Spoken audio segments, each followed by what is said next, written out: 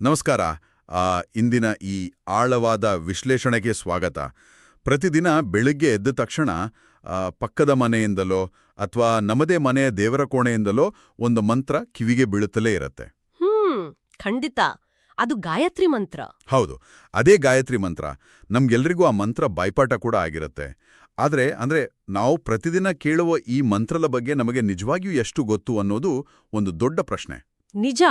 ಕೇವಲ ಪದಗಳ ಅರ್ಥ ಗೊತ್ತಿರಬಹುದು, ಆದರೆ ಅದರ ಆಳವಾದ ಅಂತರಂಗದ ಅರ್ಥ ಬಹುತೇಕರಿಗೆ ತಿಳಿದಿಲ್ಲ ಅಂತಾನೆ ಹೇಳ್ಬಹುದು. ಕರೆಕ್ಟ್. ಸೊ ಇಂದಿನ ನಮ್ಮ ಈ ಆಳವಾದ ವಿಶ್ಲೇಷಣೆಯಲ್ಲಿ ನಾವು ಗಾಯತ್ರಿ ಮಂತ್ರ ಮತ್ತು ಸಂಧ್ಯಾವಂದನೆಯ ಹಿಂದಿರುವ ಬೃಹತ್ ತತ್ವಗಳನ್ನು ಅರ್ಥ ಮಾಡ್ಕೊಳ್ತಿದ್ದೇವೆ. ಇದಕ್ಕೆ ನಮ್ಮ ಆಕರ ಸಾಮಗ್ರಿಗಳು ಬಂದ್ಬಿಟ್ಟು ಶಿವಮೊಗ್ಗದ ವಿಜಯೇಂದ್ರ ರಾಮನಾಥ ಭಟ್ರು ಸಂಪಾದಿಸಿರುವ ಸಂಧ್ಯಾವಂದನೆಯ ಅಂತರಂಗ ಸಂಪುಟ 2. ಇದು ಆ ವಿದ್ಯಾಭಾರತಿ ಗ್ರಂಥಮಾಲಾ 2ಯ ಅಡಿಯಲ್ಲಿ ಪ್ರಕಟಗೊಂಡಿರುವ ಒಂದು ಅದ್ಭುತವಾದ ಕೃತಿ. ಪರ್ತಗಾಳಿ ಮಠದ ಶ್ರೀ ವಿದ್ಯಾಧೀಶ ತೀರ್ಥರ ಆಶೀರ್ವಾದ ಕೂಡ ಇದಕ್ಕಿದೆ. ಎಕ್ಸಾಕ್ಟ್ಲಿ. ಸರಿ, ಇದನ್ನ ಸ್ವಲ್ಪ ಬಿಡಿಸಿ ನೋಡೋಣ. ಈ ಗ್ರಂಥದಲ್ಲಿ 2 ಸಂಪುಟಗಳಿವೆ. ಇದರ ಹಿಂದಿರುವ ರಹಸ್ಯ ಏನಂದ್ರೆ, ಸಂಪುಟ 1 ಕೇವಲ ಭಕ್ತಿಯುಕ್ತ ಕರ್ಮಯೋಗದ ಬಗ್ಗೆ ಮಾತನಾಡುತ್ತೆ. ಅಂದ್ರೆ ಆಚರಣೆಗಳು ಹೇಗಿರಬೇಕು, ನಿಯಮಗಳೇನು ಅನ್ನೋದ್ರ ಬಗ್ಗೆ. ಆದ್ರೆ ನಾವು ಇಂದು ಚರ್ಚಿಸ್ತಿರುವ ಸಂಪುಟ 2 ಭಕ್ತಿಯುಕ್ತ ಜ್ಞಾನಯೋಗದ ಬಗ್ಗೆ ಬೆಳಕು ಚೆಲ್ಲುತ್ತೆ. ಹೌದು, ಅಂದ್ರೆ ಅಂತರಂಗದ ಧ್ಯಾನ ಮತ್ತು ಮಂತ್ರಗಳ ಹಿಂದಿನ ನಿಜವಾದ ಅರ್ಥ. ಈ ವಿಶ್ಲೇಷಣೆಯ ಮುಖ್ಯ ಗುರಿ ಆ ಕೇವಲ ಮಂತ್ರದ ಪದಶಃ ಅರ್ಥವನ್ನ ಒಪ್ಪಿಸದೆ ಇಡೀ ಬ್ರಹ್ಮಾಂಡದ ಸೃಷ್ಟಿ, ಸ್ಥಿತಿ ಮತ್ತು ನಮ್ಮ ಬುದ್ಧಿಯ ಚಲನೆಯ ಹಿಂದಿರುವ ಅತೀಂದ್ರಿಯ ವಿಜ್ಞಾನವನ್ನ ಸರಳವಾಗಿ ಬಿಡಿಸಿಡುವುದು. ಖಂಡಿತವಾಗಿಯೂ. ಇಲ್ಲಿನ ಅದ್ಭುತವಾದ ವಿಚಾರ ಏನಂದ್ರೆ, ನಾವು ಗಾಯತ್ರಿ ಮಂತ್ರವನ್ನ ಕೇವಲ ಒಂದು ಧಾರ್ಮಿಕ ಪಠಣ ಅಥವಾ ಬೆಳಿಗ್ಗೆ ಎದ್ದು ಮಾಡೋ ಒಂದು ರಿಚುವಲ್ ಅಂತ ಮಾತ್ರ ನೋಡಬಾರ್ದು. ಈ ಆಕರ ಗ್ರಂಥವು ಬಹಳ ಸ್ಪಷ್ಟವಾಗಿ ವಿವರಿಸುವಂತೆ ಇದು ಕಾಲ, ದೇಶ ಮತ್ತು ವಸ್ತುಗಳನ್ನು ಮೀರಿದ ಒಂದು ಅಗಾಧವಾದ ಆಯಾಮ. ಅಂದ್ರೆ ನಾವು ವಾಸಿಸ್ತಿರುವ ಈ ಸಣ್ಣ ಭೂಮಿಗೆ ಮಾತ್ರ ಇದು ಸೀಮಿತವಲ್ಲ. ಓಕೆ, ಅಂದ್ರೆ ಇದು ಇಡೀ ಬ್ರಹ್ಮಾಂಡಕ್ಕೆ ಅನ್ವಯಿಸುತ್ತೆ ಅಂತ. ಎಕ್ಸಾಕ್ಟ್ಲಿ. ಕಣ್ಣಿಗೆ ಕಾಣದ ಪರಮಾಣುವಿಗಿಂತಲೂ ಅತ್ಯಂತ ಸೂಕ್ಷ್ಮವಾದ ಕಣದಿಂದ ಹಿಡಿದು ಕಣ್ಣಿಗೆ ನಿಲುಕದ ಇಡೀ ಬ್ರಹ್ಮಾಂಡದ ಪ್ರತಿಯೊಂದು ಆಗುಹೋಗುಗಳವರೆಗೆ ವ್ಯಾಪಿಸಿರುವ ಒಂದು ಮಹಾನ್ ತತ್ವವನ್ನು ಇದು ಪ್ರತಿನಿಧಿಸುತ್ತೆ. ವಾವ್! ಮಂತ್ರದ ಪ್ರತಿಯೊಂದು ಪದವೂ ಭಗವಂತನ ಅನಂತ ರೂಪಗಳನ್ನ ಮತ್ತು ಈ ವಿಶ್ವದ ಕಾರ್ಯವೈಖರಿಯನ್ನ ನಮ್ಮ ಕಣ್ಮುಂದೆ ಬಿಚ್ಚಿಡುತ್ತೆ. ಉದಾಹರಣೆಗೆ, ಮಂತ್ರದ ಆರಂಭದಲ್ಲಿ ಬರುವ ಓಂಕಾರವನ್ನು ತೆಗೆದುಕೊಂಡ್ರೆ, ಹೌದು, ನಾವು ಸಾಮಾನ್ಯವಾಗಿ ಓಂ ಅಂದ್ರೆ ಕೇವಲ ಒಂದು ಕಾಸ್ಮಿಕ್ ಸೌಂಡ್ ಅಂತ ಮಾತ್ರ ಅನ್ಕೊಂಡಿರ್ತೀವಿ ಅಲ್ವಾ? ನಿಜ. ಆದ್ರೆ ಈ ಗ್ರಂಥದ ಪ್ರಕಾರ ಓಂ ಎಂದರೆ ಕೇವಲ ಒಂದು ಶಬ್ದ ಅಥವಾ ಕಂಪನವಲ್ಲ. ಅದು ಅಶೇಷ ಗುಣಗಳಿಗೆ ಆಧಾರವಾಗಿರುವ ನಾರಾಯಣ, ಅಂದ್ರೆ ಎಲ್ಲಾ ಒಳ್ಳೆಯ ಗುಣಗಳ ಪೂರ್ಣ ಸ್ವರೂಪ ಅಂತ ಅರ್ಥ. ಓ, ಅದಕ್ಕಿರುವ ಗುಣಗಳ ಆಯಾಮ ನಿಜಕ್ಕೂ ಆಶ್ಚರ್ಯ ಮೂಡಿಸುತ್ತೆ. ಹಾಗೆಯೇ ನಾವು ಪ್ರತಿದಿನ ಕೇಳುವ ಆ ಭೂ, ಭುವಃ, ಸುವಹ ಎಂಬ ಪದಗಳ ಬಗ್ಗೆ ಗ್ರಂಥದಲ್ಲಿರುವ ವಿವರಣೆಯಂತೂ ನಿಜಕ್ಕೂ ಕಣ್ಣು ತೆರೆಸುವಂತಿದೆ. ಹೌದು. ಸಾಮಾನ್ಯವಾಗಿ ಇವುಗಳನ್ನ ನಾವೇನಂದ್ಕೊಳ್ತೀವಿ? ಭೂಲೋಕ, ಭುವರ್ಲೋಕ ಮತ್ತು ಸ್ವರ್ಗಲೋಕ ಅಲ್ವಾ? ಕರೆಕ್ಟ್. ಅಂದ್ರೆ ಸ್ಪೇಸ್ನಲ್ಲಿರುವ ಬೇರೆ ಬೇರೆ ಜಾಗಗಳು ಅಂತ ಮಾತ್ರ ಭಾವಿಸ್ತೇವೆ. ಆದರೆ ಇಲ್ಲಿ ಹೇಳಿರುವಂತೆ ಇವು ಕೇವಲ ಭೌತಿಕ ಲೋಕಗಳಲ್ಲ. ಭೂಹ ಎಂದರೆ ಭಗವಂತನು ಸ್ವಯಂ ಪ್ರಕಾಶ ಸ್ವರೂಪಿ ಎಂಬುದರ ಸಂಕೇತ. ಯಾರದೋ ಬೆಳಕಿನಿಂದ ಆತ ಬೆಳಕುತ್ತಿಲ್ಲ. ಭುವಃ ಎಂದರೆ ಆತನು ಸಂಪೂರ್ಣ ವಿಷಯದಲ್ಲಿ ವಿಶೇಷ ಪರಾಕ್ರಮಿ ಎಂದು ಅರ್ಥೈಸುತ್ತೆ. ಮತ್ತು ಸುವಹ ಎಂದರೆ ಆತನು ಅನಂತ ಸುಖ ಸ್ವರೂಪಿ. ಈ ಗುಣಗಳನ್ನ ಅರ್ಥ ಮಾಡ್ಕೊಂಡಾಗ ನಾವು ಪ್ರತಿದಿನ ಜಪಿಸುವ ಮಂತ್ರದ ತೂಕವೇ ಬದಲಾಗಿ ಬಿಡುತ್ತೆ ನೋಡಿ. ಇನ್ನು ಆ ತತ್ಸವಿತು ವರೆಣ್ಯಂ ಪದಗಳ ಅರ್ಥವನ್ನು ನಮ್ಮ ದೈನಂದಿನ ಬದುಕಿಗೆ, ಜಗತ್ತಿನ ಸೃಷ್ಟಿಗೆ ಬೆಸೆಯುವ ರೀತಿ ನಿಜಕ್ಕೂ ಅನನ್ಯವಾಗಿದೆ. ಹೌದು. ತತ್ ಎಂದರೆ ಭಗವಂತನು ತನ್ನ ಅನಂತ ಕಲ್ಯಾಣ ಗುಣಗಳಿಂದ ಎಲ್ಲೆಡೆಯೂ ವ್ಯಾಪ್ತನಾಗಿದ್ದಾನೆ. ಸವಿತುಃ ಎಂದರೆ ಜಗತ್ತಿನ ಸೃಷ್ಟಿಕರ್ತ. ಮತ್ತು ವರೇಣ್ಯಂ ಎಂದರೆ ಗುಣಗಳಿಂದ ಅತ್ಯಂತ ಶ್ರೇಷ್ಠನಾಗಿರುವವನು. ಹೌದು. ಮತ್ತು ಆ ಸವಿತುಹು ಅಂದ್ರೆ ಸೃಷ್ಟಿಯ ಪ್ರಕ್ರಿಯೆಯ ಬಗ್ಗೆ ಗ್ರಂಥದಲ್ಲಿ ನೀಡಿರುವ ಒಂದು ಉದಾಹರಣೆ ನಮ್ಮ ಆಲೋಚನಾ ಲಹರಿಯನ್ನೇ ಸಂಪೂರ್ಣವಾಗಿ ವಿಸ್ತರಿಸುತ್ತೆ. ಅದೇನು ಅಂತ ಸ್ವಲ್ಪ ಬಿಡಿಸಿ ಹೇಳ್ತೀರಾ? ಖಂಡಿತ. ದೇವ್ರು ಏನನ್ನು ಸೃಷ್ಟಿ ಮಾಡಿದಾನೆ ಅಂತ ಕೇಳಿದ್ರೆ ನಾವು ಮರ, ಗಿಡ, ಬೆಟ್ಟ, ಗುಡ್ಡ, ಮನುಷ್ಯ, ಪ್ರಾಣಿಗಳನ್ನ ಸೃಷ್ಟಿಸಿದಾನೆ ಅಂತೀವಿ. ಆದ್ರೆ ಆತನ ಸೃಷ್ಟಿಯ ವ್ಯಾಪ್ತಿ ಎಷ್ಟು ಸೂಕ್ಷ್ಮವಾಗಿದೆ ಅಂದ್ರೆ ಕಾಲದ ಪ್ರವಾಹವನ್ನು ಅಂದ್ರೆ ಟೈಮನ್ನು ಕೂಡ ಆತನೇ ಸೃಷ್ಟಿಸುತ್ತಾನೆ. ಟೈಮನ್ನು ಕೂಡ ಆತನೇ ಸೃಷ್ಟಿಸುತ್ತಾನೆ ಅನ್ನೋದು ಭೌತವಿಜ್ಞಾನದ ದೃಷ್ಟಿಯಿಂದಲೂ ಬಹಳ ಆಳವಾದ ವಿಚಾರ. ಹೌದು, ಆ ಕಾಲದ ಪ್ರವಾಹದಲ್ಲಿ ಬರುವ ಯುಗಗಳ ಜನನವನ್ನ ಆತನೇ ಸೃಷ್ಟಿಸುತ್ತಾನೆ. ಬ್ರಹ್ಮಾಂಡದ ಮಹತ್ವತ್ವಗಳನ್ನ ಸೃಷ್ಟಿಸುತ್ತಾನೆ. ಎಲ್ಲಕ್ಕಿಂತ ಮಿಗಿಲಾಗಿ ಗ್ರಂಥದಲ್ಲಿ ಒಂದು ಅದ್ಭುತವಾದ ಮಾತಿದೆ. ಸೃಷ್ಟಿ ಮಾಡಬೇಕು ಎನ್ನುವ ಆಸೆಯನ್ನು ಕೂಡ ಸಾಕ್ಷಾತ್ ಲಕ್ಷ್ಮೀದೇವಿಯಲ್ಲಿ ಆತನೇ ಸೃಷ್ಟಿಸುತ್ತಾನೆ. ಸ್ವಲ್ಪ ತಡೀರಿ, ಇದು ನಿಜಕ್ಕೂ ತಲೆಗೆ ಹುಳ್ಳೆ ಬಿಡುವಂತಿದೆ. ಅಂದ್ರೆ ಒಂದು ಕಾರ್ಯ ನಡೆಯುವ ಮುನ್ನ ನಮ್ಮಲ್ಲಿ ಹುಟ್ಟುವ ಸಂಕಲ್ಪ ಅಥವಾ ಆಸೆ ಕೂಡ ಒಂದು ಸೃಷ್ಟಿನೇ. ಎಕ್ಸಾಕ್ಟ್ಲಿ. ನಾವು ಸಾಮಾನ್ಯವಾಗಿ ಆಸೆ ಎನ್ನುವುದು ನಮ್ಮೊಳಗಿಂದ ತಾನಾಗಿಯೇ ಬರುವ ಒಂದು ಭಾವನೆ ಅಂದ್ಕೊಂಡಿರ್ತೀವಿ. ಆದರೆ ಆ ಭಾವನೆಯೇ ಒಂದು ಕ್ರಿಯೆ, ಅದನ್ನು ಸೃಷ್ಟಿಸಲಾಗಿದೆ ಎನ್ನುವುದು ಎಂತಹ ಅಸಾಧಾರಣವಾದ ವಿಚಾರ ನೋಡಿ. ಖಂಡಿತ. ಇದು ಭೌತಿಕ ಪ್ರಪಂಚವನ್ನ ಮೀರಿದ ಒಂದು ಆಳವಾದ ಸೈಕಲಾಜಿಕಲ್ ಮತ್ತು ಸ್ಪಿರಿಚುವಲ್ ಸತ್ಯ. ಎಲ್ಲದರ ಮೂಲವೂ ಆ ಶಕ್ತಿಯೇ ಎಂಬುದನ್ನ ಇದು ಒತ್ತಿ ಹೇಳುತ್ತೆ. ಇಲ್ಲಿ ನಿಜಕ್ಕೂ ಕುತೂಹಲಕಾರಿಯಾದ ಅಂಶ ಬರೋದು ಭರ್ಗೋ ದೇವಸ್ಯ ಧೀಮಹಿ ಸಾಲಿನಲ್ಲಿ ಬರುವ ಭರ್ಗೋ ಪದದ ವಿಶ್ಲೇಷಣೆಯಲ್ಲಿ. ನಾವು ಸಾಮಾನ್ಯವಾಗಿ ದೇವರು ಎಲ್ಲಿದ್ದಾನೆ ಅಂದ್ರೆ ಆತನು ಜೀವಿಗಳಲ್ಲಿ, ಚೇತನಗಳಲ್ಲಿ, ಮನುಷ್ಯರ ಹೃದಯದಲ್ಲಿದ್ದಾನೆ ಅಂತ ನಂಬ್ತೀವಿ. ಆದರೆ ಈ ಆಕರ ಗ್ರಂಥವು ಭರ್ಗೋ ಪದವನ್ನು ವಿವರಿಸ್ತಾ ಒಂದು ದೊಡ್ಡ ಸತ್ಯವನ್ನ ತೆರೆದಿಡುತ್ತೆ. ಹೌದು, ಭಗವಂತನು ಕೇವಲ ಜೀವಿಗಳಲ್ಲಷ್ಟೇ ಇಲ್ಲ, ಮಣ್ಣು ಮತ್ತು ಕಲ್ಲಿನಂತಹ ಜಡ ವಸ್ತುಗಳಲ್ಲೂ ಇದ್ದಾನೆ ಅಂತ ಈ ಗ್ರಂಥ ಹೇಳುತ್ತೆ. ಕೇವಲ ಇರುವುದಷ್ಟೇ ಅಲ್ಲ, ಆ ಜಡವಾದ ಕಲ್ಲಿಗೆ ಅದರ ಗಟ್ಟಿತನವನ್ನು ಅಂದ್ರೆ ಅದರ ಕಾಠಿಣ್ಯವನ್ನು ಕೊಡುವವನು ಅವನೇ. ಆ ಕಲ್ಲಿನ ಶಕ್ತಿಯನ್ನು ಪ್ರಚೋದಿಸಿ ಅದು ಗಟ್ಟಿಯಾಗಿರುವಂತೆ ಮಾಡುವ ಮೂಲಸ್ರೋತ ಅವನೇ. ಕರೆಕ್ಟ್. ಇದು ಒಂಥರ ಆಧ್ಯಾತ್ಮ ಮತ್ತು ಕ್ವಾಂಟಮ್ ಭೌತಶಾಸ್ತ್ರದ ಸಮ್ಮಿಲನದಂತೆ. ಭೌತಶಾಸ್ತ್ರದಲ್ಲಿ ನಾವು ಅಣುಗಳು ಹೇಗೆ ಒಟ್ಟುಗೂಡಿ ವಸ್ತು ಗಟ್ಟಿಯಾಗುತ್ತದೆ ಅಂತ ಓದ್ತೀವಿ, ಆದರೆ ಆ ಅಣುಗಳನ್ನು ಹಾಗೆ ಹಿಡಿದಿಟ್ಕೊಳ್ಳುವ ಅಗೋಚರ ಶಕ್ತಿ ಯಾವುದು? ನೀವು ಹೇಳಿದ್ದು 100ಕ್ಕೆ 100 ಸರಿ. ಭೌತವಿಜ್ಞಾನದಲ್ಲಿ ನಾವು ಪರಮಾಣುಗಳ ಜೋಡಣೆಯಿಂದ ವಸ್ತು ಗಟ್ಟಿಯಾಗ್ತದೆ ಅಂತ ವಿವರಿಸ್ತೇವೆ. ಭೌತವಿಜ್ಞಾನ ನಮಗೆ ಹೇಗೆ ವಸ್ತು ಗಟ್ಟಿಯಾಗಿದೆ ಅಂತ ಹೇಳುತ್ತೆ, ಅಂದ್ರೆ ಹೌ ಇಟ್ ಹ್ಯಾಪನ್ಸ್ ಅಂತ. ಹೌದು, ಮೆಕ್ಯಾನಿಸಂ ಬಗ್ಗೆ ಹೇಳುತ್ತೆ. ಆದ್ರೆ ಆ ಜೋಡಣೆಗೆ ಕಾರಣವಾದ ಅದರ ಹಿಂದಿರುವ ಯಾರು ಅಥವಾ ಆ ಅಗೋಚರ ನಿಯಮವೇ ಭಗವಂತನ ಶಕ್ತಿ ಅಂತ ಈ ಗ್ರಂಥ ಪ್ರತಿಪಾದಿಸುತ್ತೆ. ಇದೇ ಭರ್ಗೋಪದದ ಆಳವಾದ ಅರ್ಥ. ಅಮೇಜಿಂಗ್. ಇನ್ನು ದೇವಸ್ಯ ಎಂದರೆ ಕೇವಲ ಬೆಳಗುವವನು, ಪ್ರಕಾಶಮಾನವಾದವನು ಅಂತ ಮಾತ್ರವಲ್ಲ. ಗ್ರಂಥದ ಪ್ರಕಾರ ಇಡೀ ಜಗತ್ತಿನ ಆಗುಹೋಗುಗಳನ್ನ, ಚೇತನಾಚೇತನಗಳೆಲ್ಲದರ ವ್ಯವಹಾರಗಳನ್ನ ಅತ್ಯಂತ ಸ್ವತಂತ್ರವಾಗಿ, ಸಂಪೂರ್ಣವಾಗಿ ತನ್ನ ನಿಯಂತ್ರಣದಲ್ಲಿ ನಡೆಸುವವನು ಎಂದರ್ಥ. ಓಕೆ. ಈ ಶಕ್ತಿಯನ್ನ, ಈ ಬೃಹತ್ ಪ್ರಕ್ರಿಯೆಯನ್ನ ನಾವು ನಮ್ಮ ಒಳಗೆ ಧ್ಯಾನಿಸಬೇಕು ಎನ್ನುವುದೇ ಧೀಮಹಿ. ಸೂರ್ಯನ ಬೆಳಕು ಹೊರಗಿನ ಜಗತ್ತನ್ನ ಬೆಳಗಿದರೆ, ಈ ಭರ್ಗೋ ಶಕ್ತಿ ಅಂದ್ರೆ ಕಲ್ಲಿಗೆ ಕಾಠಿಣ್ಯ ಕೊಡುವ ಜಗತ್ತನ್ನ ಸ್ವತಂತ್ರವಾಗಿ ನಡೆಸುವ ಶಕ್ತಿ ನಮ್ಮನ್ನ ನಮ್ಮ ಒಳಗಿನಿಂದಲೇ ಬೆಳಗುತ್ತದೆ ಅಂತ ಈ ಮಂತ್ರವು ನಮಗೆ ದಿನನಿತ್ಯ ನೆನಪಿಸುತ್ತೆ. ಹಾಗಾದ್ರೆ ಇವೆಲ್ಲದರ ಅರ್ಥವೇನು ಅಂತ ನಾವು ಯೋಚಿಸಬೇಕು. ಈ ಬೃಹತ್ ಕಾಸ್ಮಿಕ್ ಸಿದ್ಧಾಂತವು ನಮ್ಮ ಇಂದಿನ ಆಧುನಿಕ ಗಡಿಬಿಡಿಯ ದಿನವಿಡೀ ಟ್ರಾಫಿಕ್, ಆಫೀಸ್ ಮೀಟಿಂಗ್ಗಳು ಮತ್ತು ಡೆಡ್ಲೈನ್ಗಳಿಂದ ತುಂಬಿರುವ ಬದುಕಿಗೆ ಹೇಗೆ ಸಂಬಂಧಿಸಿದೆ? ಕಲ್ಲಿನಲ್ಲಿರುವ ಭಗವಂತನ ಶಕ್ತಿಗೂ ನಾವು ಬೆಳಗ್ಗೆ ಎದ್ದು ಆಫೀಸ್ಗೆ ಹೋಗುವುದಕ್ಕೂ ಏನು ಕನೆಕ್ಷನ್? ಇದನ್ನ ನಾವು ವಿಶಾಲ ದೃಷ್ಟಿಕೋನದಿಂದ ನೋಡಿದಾಗ ಕನೆಕ್ಷನ್ ಬಹಳ ಸ್ಪಷ್ಟವಾಗಿ ಅರ್ಥವಾಗತ್ತೆ. ಈ ಮಂತ್ರದ ಅಂತಿಮ ಸಾಲು ಧಿಯೋ ಯೋ ನಃ ಪ್ರಚೋದಯಾತ್ ಎಷ್ಟು ಪ್ರಸ್ತುತವಾಗಿದೆ ಅಂತ ನಾವು ಗಮನಿಸಬೇಕು. ಇದರ ಅರ್ಥ ನಮ್ಮ ಬುದ್ಧಿಯನ್ನು ಪ್ರೋತ್ಸಾಹಿಸುವವನು ಅಂತ. ನಮ್ಮ ದೈನಂದಿನ ಗಡಿಬಿಡಿಯ ಬದುಕಿನಲ್ಲಿ ನಾವು ಎಷ್ಟೋ ನಿರ್ಧಾರಗಳನ್ನು ತೆಗೆದುಕೊಳ್ತೇವೆ, ಆಲೋಚನೆಗಳನ್ನು ಮಾಡ್ತೇವೆ. ಇದೆಲ್ಲವೂ ನಮ್ಮ ಸ್ವಂತ ನಿಯಂತ್ರಣದಲ್ಲಿದೆ ಅಂತ ನಾವು ಅಂದ್ಕೊಂಡಿರ್ತೀವಿ. ಹೌದು, ಐ ಮೀನ್ ಕಂಟ್ರೋಲ್ ಅನ್ನೋ ಭ್ರಮೆ ನಮಗಿರುತ್ತೆ. ಆದ್ರೆ ಗ್ರಂಥದಲ್ಲಿ ಇದಕ್ಕೆ ಒಂದು ಅದ್ಭುತವಾದ ದೃಷ್ಟಾಂತವನ್ನ ನೀಡಲಾಗಿದೆ.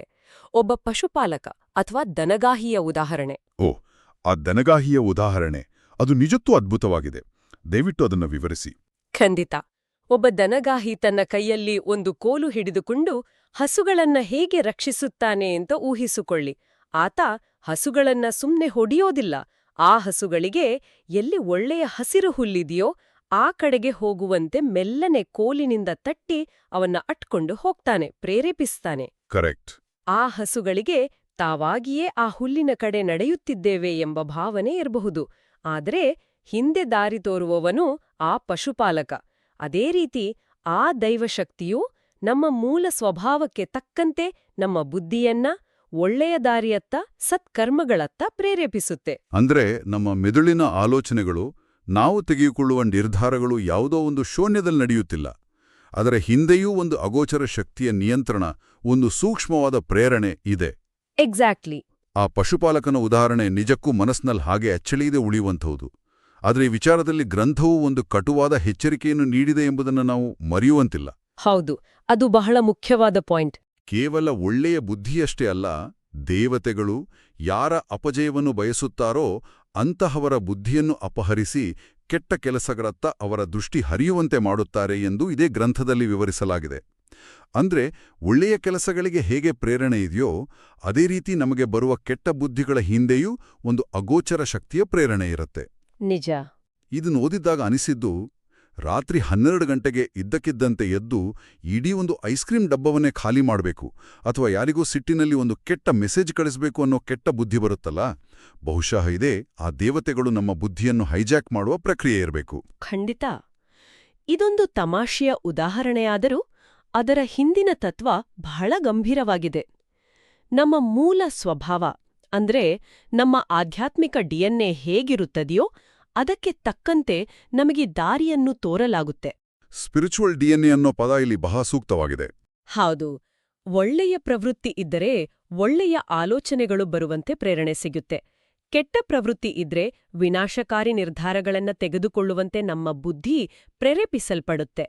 ಎರಡೂ ಆ ಪರಮಶಕ್ತಿಯ ಅಧೀನದಲ್ಲೇ ಇದೆ ಎನ್ನುವುದು ಈ ಮಂತ್ರದ ಆಳವಾದ ಸತ್ಯ.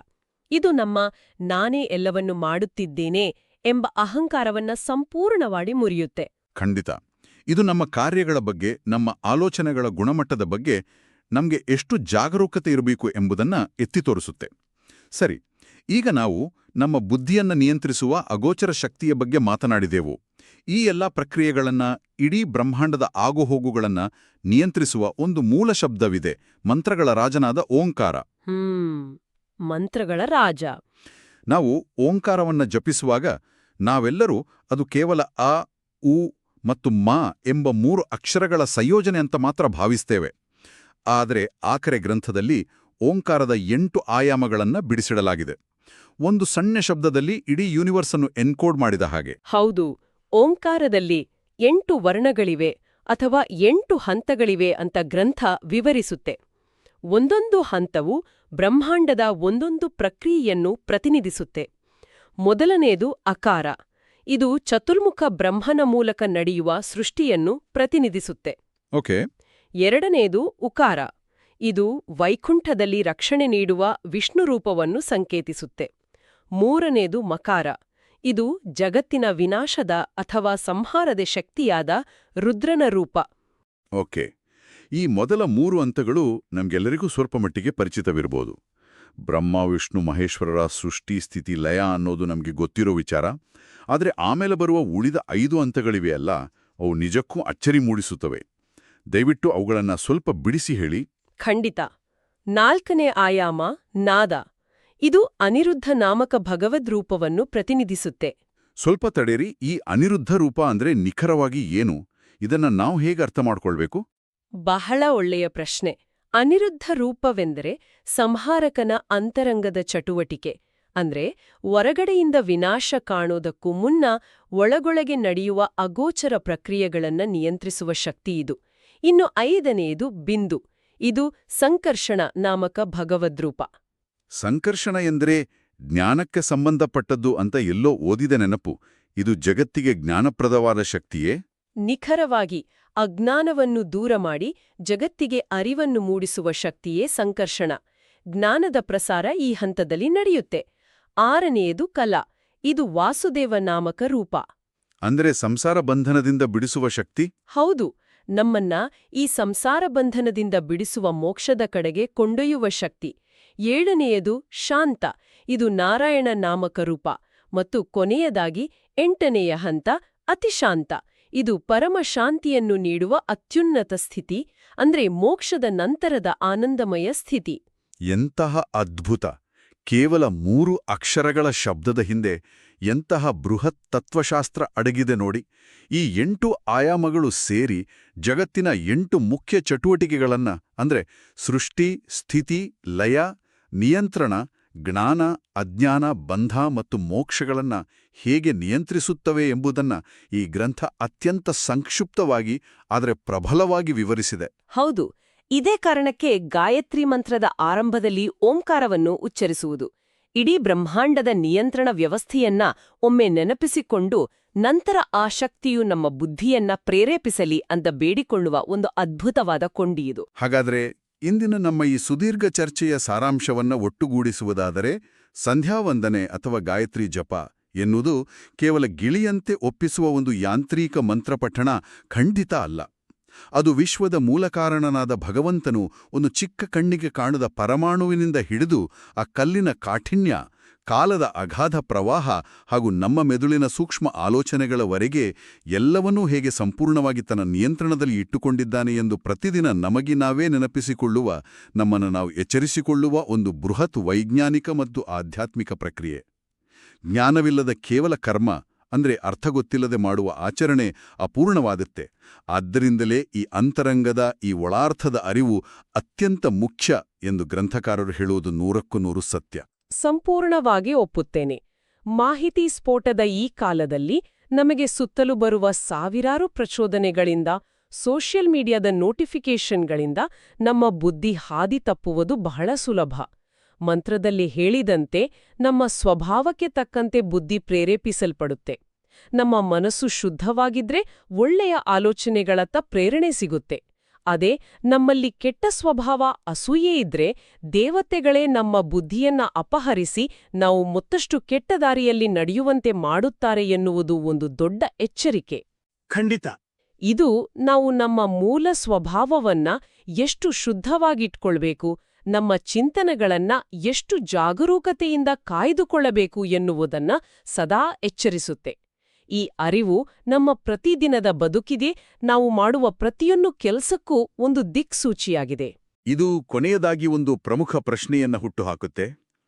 ನಮ್ಮ ಪ್ರತಿಯೊಂದು ಆಲೋಚನೆಯು, ನಾವು ತೆಗೆದುಕೊಳ್ಳುವ ಪ್ರತಿಯೊಂದು ನಿರ್ಣಯವು ನಮ್ಮ ಸ್ವಭಾವ ಮತ್ತು ನಮಗೆ ಕಾಣದ ಆ ಅಗೋಚರ ಶಕ್ತಿಗಳ ಪ್ರೇರಣೆಯಿಂದಲೇ ನಡೆಯುತ್ತಿದೆ ಎಂದಾದರೆ, ನಾವು ಪ್ರತಿದಿನ ತೆಗೆದುಕೊಳ್ಳುವ ನಿರ್ಧಾರಗಳಲ್ಲಿ ನಮ್ಮ ಸ್ವಂತ ಇಚ್ಛೆ ಅಂದ್ರೆ ಫ್ರೀ ವಿಲ್ ಅನ್ನೋದೆಷ್ಟಿದೆ, ಮತ್ತು ಆ ಫ್ರೀ ವಿಲ್ ಅನ್ನು ನಿಯಂತ್ರಿಸುವ ನಮ್ಮ ಒಳಗಿನ ಆಧ್ಯಾತ್ಮಿಕ ಡಿಎನ್ಎಯ ಪಾತ್ರವೆಷ್ಟಿದೆ. ನಾವು ಮುಂದಿನ ಬಾರಿ ಜೀವನದಲ್ಲಿ ಯಾವುದಾದ್ರೂ ಒಂದು ದೊಡ್ಡ ನಿರ್ಧಾರ ತೆಗೆದುಕೊಳ್ಳುವಾಗ, ಅಥವಾ ಏನಾದರೂ ಒಂದು ಅದ್ಭುತವಾದ ಐಡಿಯಾ ತಲೆಯಲ್ಲಿ ಹೊಳೆದಾಗ, ಅದರ ಹಿಂದೆ ಯಾವ ಅಗೋಚರ ಶಕ್ತಿ ಕೆಲಸ ಮಾಡ್ತಿರ್ಬೋದು, ಯಾರು ನಮ್ಮ ಬುದ್ಧಿಯನ್ನ ಆ ಕಡೆಗೆ ಪ್ರೋತ್ಸಾಹಿಸ್ತಿರ್ಬೋದು ಅಂತ ಯೋಚಿಸಿದರೆ ನಿಜಕ್ಕೂ ಆಶ್ಚರ್ಯವಾಗುತ್ತೆ. ಈ ಒಂದು ಅದ್ಭುತವಾದ ಚಿಂತನೆಯೊಂದಿಗೆ ಇಂದಿನ ನಮ್ಮ ಆಳವಾದ ವಿಶ್ಲೇಷಣೆಯನ್ನು ಮುಕ್ತಾಯಗೊಳಿಸ್ತಿದ್ದೇವೆ. ಕೇವಲ ಕರ್ಮವಲ್ಲ, ಅದರ ಹಿಂದಿನ ಜ್ಞಾನದ ಹುಡುಕಾಟ ಕೂಡ ನಿರಂತರವಾಗಿರಲಿ. ನಮಸ್ಕಾರ.